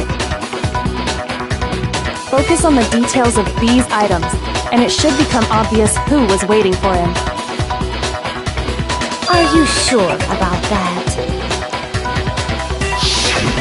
You really think we can figure out who did it based on two pieces of evidence that we don't have? What? You want to track down some fingerprints or something? Even if we had the equipment for that, we wouldn't know how to use it. As was noted, the evidence is already gone. There's nothing to get fingerprints from. Maybe, but we can make certain inferences if we just take the time to talk it out. Easy for you to say. But fine. Celeste, did you notice anything special about the bag or jacket? The bag was just a normal duffel bag from the warehouse. All the bags in there are the same, so I can't imagine what would make that one special. Well, if I remember right, there was a decent variety of tracksuits to choose from. Do you think there might be some connection between the culprit and Chihiro's jacket? Perhaps. Let's explore that and talk a bit more about the jacket he took.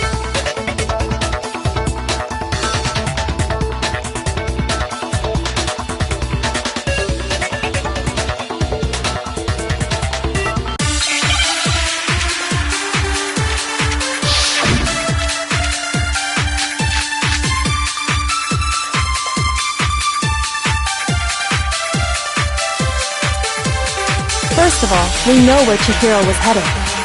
He was on his way to go exercise. So next we have to ask, why did he choose the specific tracksuit that he did? What do you mean, the specific tracksuit? I got it! He picked that tracksuit because it matched the one the culprit was wearing! So, what you're saying is, the killer was wearing the same blue tracksuit as him? My tracksuit is black. I don't even have a tracksuit. Cause exercising sucks. I have a white tracksuit personally. I got it from the warehouse, if you must know. Did any of that really help us get any closer to figuring out who the culprit is? No way. Not a chance. You heard him, right?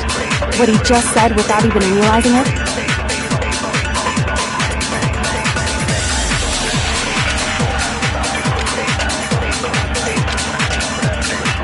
First of all, we know where Chihiro was headed. He was on his way, so next thing, why did he choose this? What do you mean, the specific? I got it! It matched the one the culprit was... So, what you're saying is, the killer was wearing the same blue tracksuit? No, that's wrong!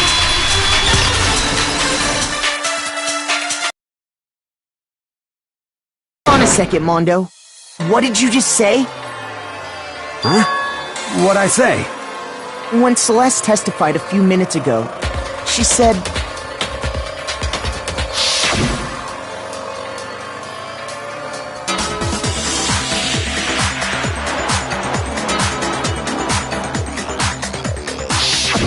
She never said anything about the jacket's color.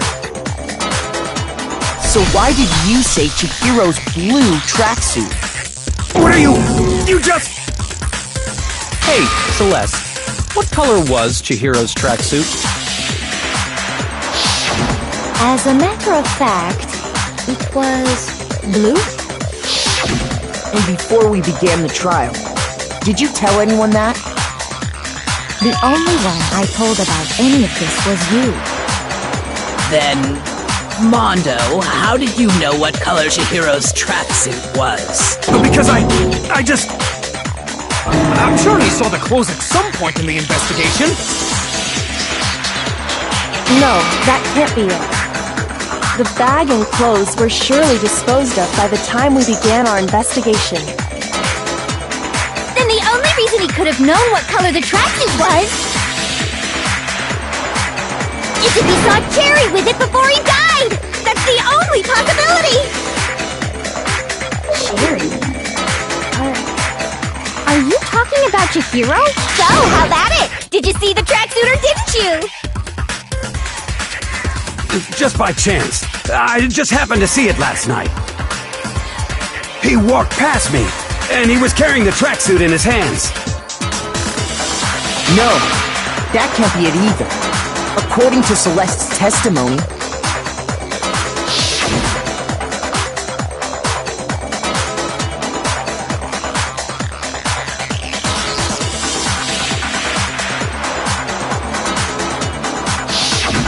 when Celeste noticed it, Chihiro made a point of making sure the jacket was completely in the bag. If you just ran into him briefly, you couldn't possibly have seen what color the tracksuit was. It would appear you've dug your own grave. Perhaps. But you handed him the shovel, didn't you? That's why you said what you did. Focus on the tracksuit and it'll be obvious who he met with? What a bunch of nonsense. Ah, now I understand. It was all one big bluff, wasn't it? Your true intention was to draw a slip of the tongue from the culprit. That's why you said you knew who did it, to put them on edge. That's right. However, Mondo was my target all along. I had my suspicions about him from the very beginning. But why? What made you so suspicious? That's a good question.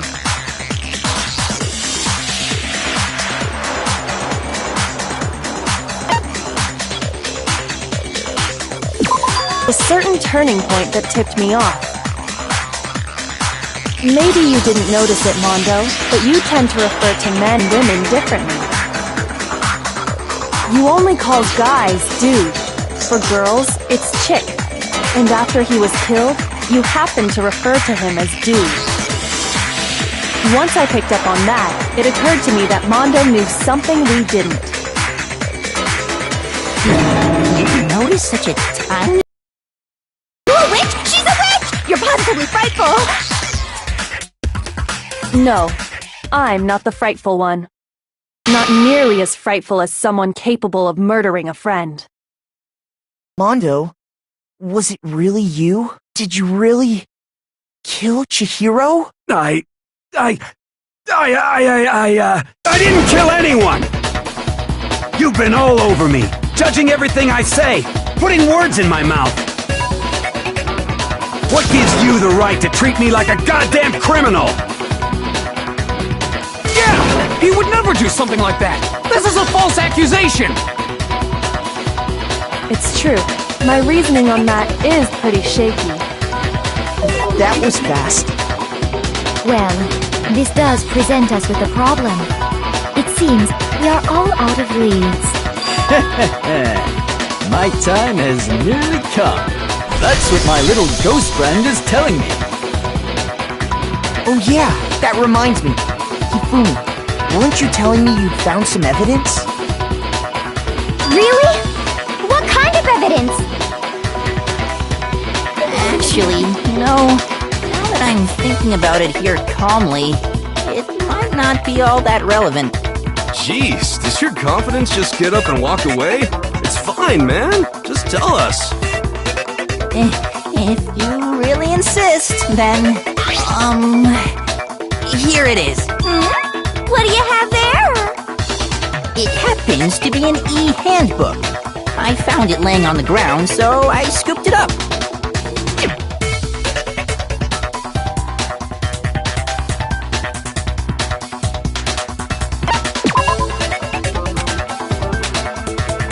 Shoot! I got it! We know Chihiro's handbook was missing from the scene of the crime, right? For a fact. For a fact indeed. I was totally sure I'd found it. Then it must hold some clue about the culprit, right? Well, that's what I was hoping. But it's busted. It won't even turn on. I imagine the culprit broke it to get rid of any evidence after the murder. That's odd. I didn't think the handbooks were quite so fragile. You're right. They're not. They're totally waterproof and shock resistant. It would take an awful lot to break one. And yet, this one does appear to be broken, as is Leon's, sitting useless in the main hall. For all your confidence, that is a remarkably high failure rate. Do you think there might be some kind of mystery in there somewhere? How precisely did the handbooks get broken? I got it! You already told us before that the handbook has one weak point, didn't you? You remember that? Sure, maybe I let that slip, but I never told anyone what the weak point actually was. But if the handbook is supposed to never break, and two of them broke in quick succession, then we can only assume that someone's figured out its weakness. You know what the weakness is, right, Monokuma? So, what is it? You're asking me?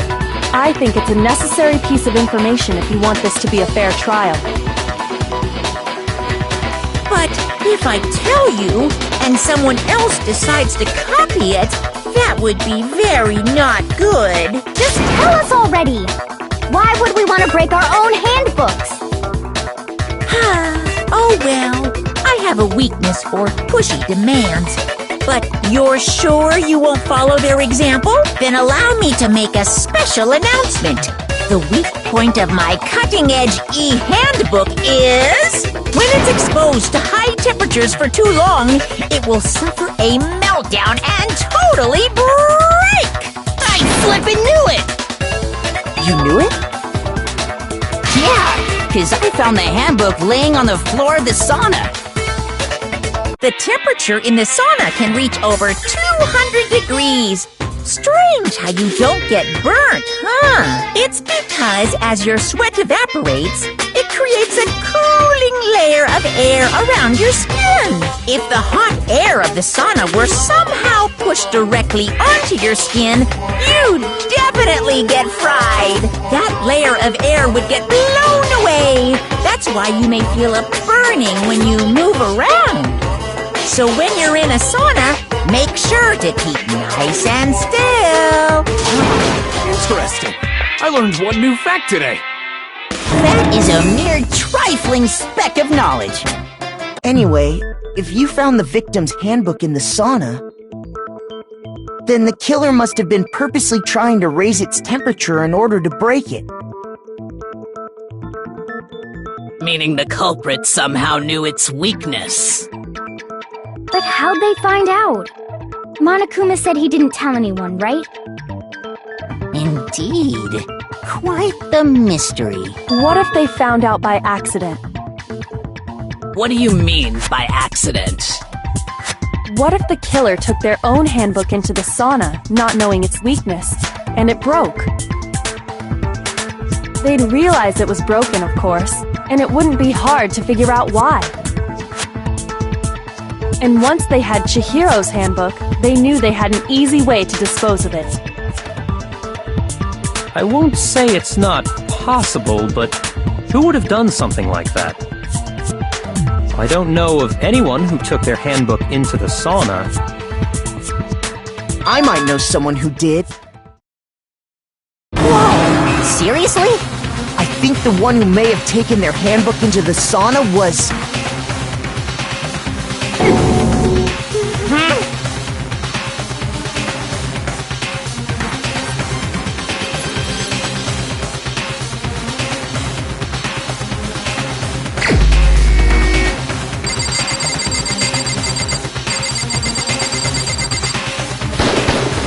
Here's my answer! Mondo, your handbook got broken in the sauna, didn't it? What? Why? Why do you keep accusing him? Mondo and Taka had an endurance contest in the sauna not too long ago, remember? And for the contest, Mondo just so happened to keep his school uniform on. But little did he realize, he'd also left his handbook in one of his uniform pockets. And when it was all over, Mondo discovered that taking your handbook into the sauna could easily destroy it. No, wait, hold on! You've got it all wrong! He would never kill! I don't accept this! Show me the proof! The actual solid proof!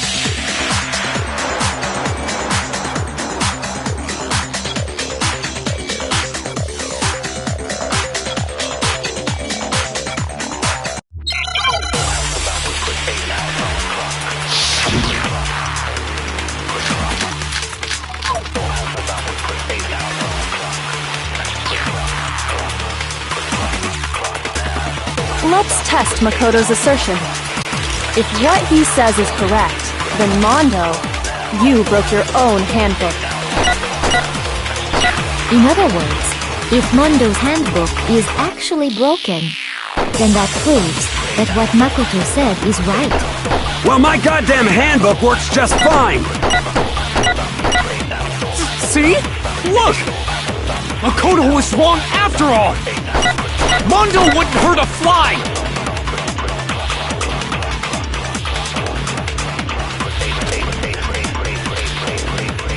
Let's test Makoto's assertion. If what he says is correct, then Mondo, you broke your own handbook. In other words, if Mondo's handbook is actually broken, then that proves that what Makoto said is right. Well, my goddamn handbook works just fine!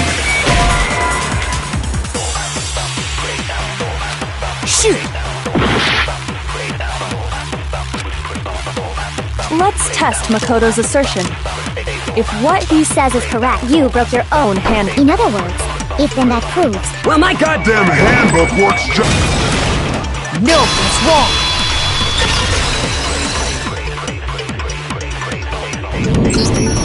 Mondo, the handbook you have right now, is it really yours? The fuck is that supposed to mean? The broken handbook that was in the main hall. Isn't that one actually yours? What the heck are you talking about? What I mean is, I think Mondo swapped his handbook out for one that actually works. I think he took Leon's handbook and replaced it with his own. After all, Monokuma said himself that Leon's handbook never should have broken. That's right! The punishment it suffered wasn't nearly enough to destroy it. So then, the broken handbook in the main hall is actually Mondo's, which would mean that the handbook Mondo has right now is actually Leon's, yes? But doesn't that violate the school regulation that says loaning out your handbook is prohibited? Well, here's how I look at it. There is a rule about loaning your handbook to another student, but if they're dead, they're not a student.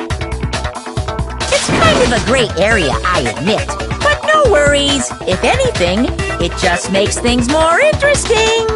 As such, I decree that exchanging handbooks with a corpse is not a violation of the rules.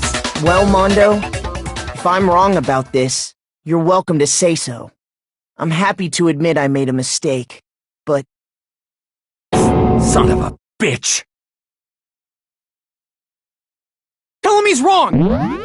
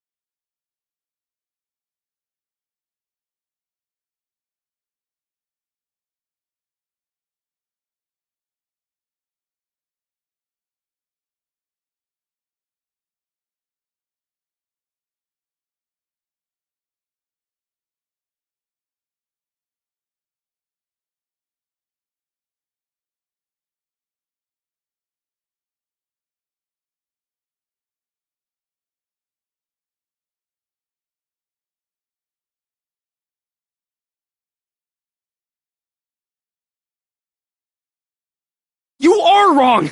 You have to be wrong! Everything you just said is wrong! You made it all up! Okay, then why don't we look back on this case one more time, from the beginning? That way, everything will become clear.